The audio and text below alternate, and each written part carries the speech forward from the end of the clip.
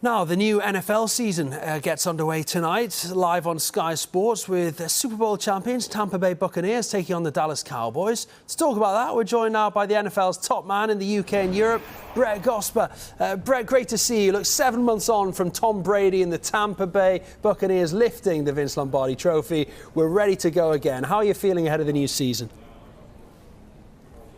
Oh, very excited. Great to be back again, and great to be back again with full stadia in the 32 stadia, so it's all very exciting. It's going to be a big season, the biggest season actually, because we've got 17 games, 17 regular season games instead of 16.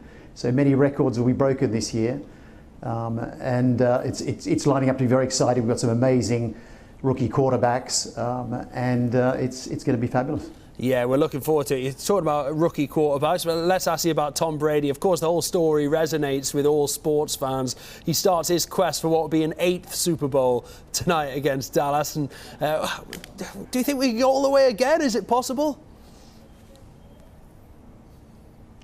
You wouldn't count him out, would you? You'd have to believe that he can keep going like this. He's, what, 44? I think Roger Federer is 40, so extraordinary sportsman. And as you said, he transcends the sport of NFL and known throughout the world, and he's helped us reach parts for the sport in parts of the world that we've not been able to reach otherwise. So he's a kind of one-man Super Bowl, really.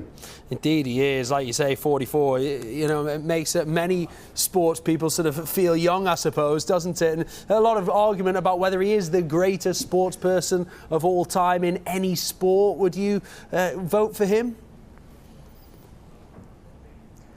I'd let others debate that, but he'd certainly be up there. You'd be hard pushed to find someone greater given the stats he's got around Super Bowl and so on. So, and his longevity, and of course as a person, he's been a wonderful ambassador for the sport and for sport in general. Yeah, he certainly has, and that's Brady in Tampa Bay. But who else would you say would be the contenders maybe to go all the way and challenge this year? I think you're looking at the similar teams as last year. There's always some surprises. But obviously Chiefs are going to be up there and close to it at the end of the day. So I think you've got to go on the form of last season for this season. That's your best indicator. So hopefully there'll be some surprises. That always adds to the drama. And you opened up by telling us about some of the great rookie quarterbacks that we're going to be seeing this campaign. One of them, Trevor Lawrence, of course, was #1 pick. How excited are you about him and the rest of the rookies that you mentioned? Look, fantastic. I mean, you know, especially Trevor Lawrence. And the good news is for London fans and UK fans, he'll be playing in the London games coming up soon in October as well.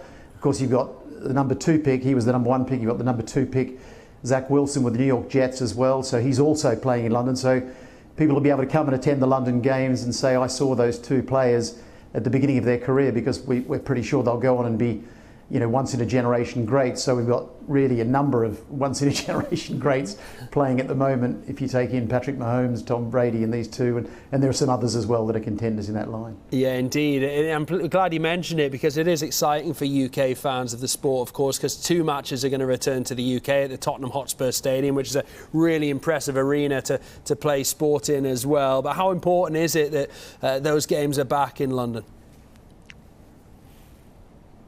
Look, it's fantastic to have them back. It gives the fans here, you know, some gives the sport real relevance for the fans here in London. And you know, the tickets sold very, very quickly, which just demonstrated that there was some pent-up demand and a desire to have people back in a stadium. And as you mentioned, the Tottenham Stadium is just a magnificent arena, one of the greatest in the world. We've actually got 2 new stadia in the NFL, a new one in Vegas that will be shown off, but also new stadium in Los Angeles where the Super Bowl will be early next year. So, you know, even some newness on the stadium front. Any plan for more games possibly next year? Well, outside of what the brilliant thing is that the owners have voted that there will be a compulsory 4 games because of that extra game. 4 games will be played internationally each year. We're envisaging 1 in Mexico, 2 in London, potentially another one in Germany in the same year as well. But it's also possible for teams to decide they'll take a home game to London, as the Jags have done in the past. And we hope they will continue that habit into the future, because they've built up a great fan base here.